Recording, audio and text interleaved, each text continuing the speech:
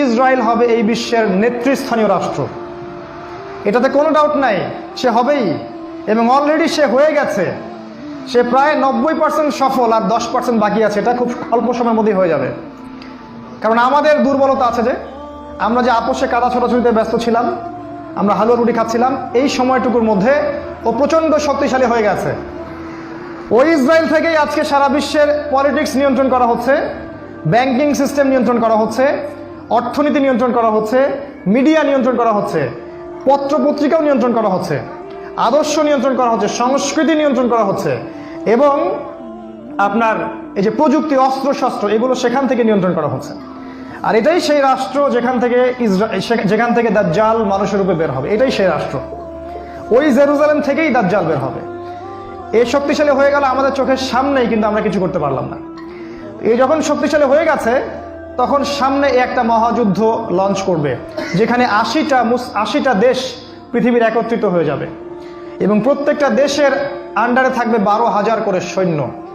এবং এই যুদ্ধে প্রত্যেক 100 জন সৈনিকের মধ্যে 99টা সৈনিক মারা যাবে এই যুদ্ধে। এটা হবে পারমাণবিক যুদ্ধ, আপনার সামনেই করান আছে। এরা যে স্বপ্ন দেখায় ভিশন 20, 30, 50, 100, এগুলো সব বোগাস। এতদিন পর্যন্ত এই ওয়ার্ল্ড আর সার্ভাইভ করবে বলে আমরা মনে করি না। আল্লাহু আ'লাম বিসওয়াব, আল্লাহ পাক ভালো জানেন। আমাদের রিসার্চ হচ্ছে এতদিন পর্যন্ত ওয়ার্ল্ড সার্ভাইভ নাও করতে পারে, না করার সম্ভাবনা 95%।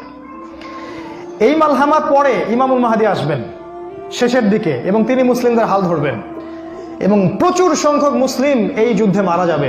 প্রচুর সংখ্যক, প্রচুর, তাদের সংখ্যা অগণিত।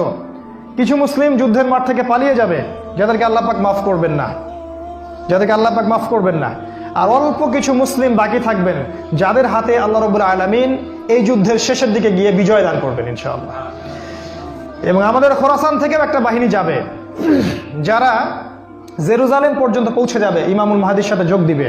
পৃথিবীর কোনো শক্তি, নবীজি বলেছেন, পৃথিবীর কোনো শক্তি তাদের পথে বাধা হয়ে দাঁড়াতে পারবে না।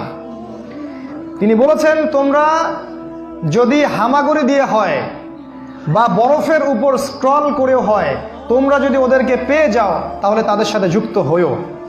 এটা নসিহত নবী সাল্লাল্লাহু আলাইহি ওয়াসাল্লামের। এটা আসবে সামনের এই সময়টা। এই মালহামার পরে যখন মুসলিমরা আবারও বিজয়ের আসনে আসবে, তখন মুসলিমরা জয় করবে কনস্ট্যান্টিনোপল বা তুরস্কের ইস্তাম্বুল।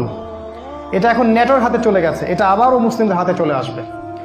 তারপর ঘোষণা করা হবে যে মাসিহুদ দাজ্জাল মানুষের রূপে বের হয়েছে।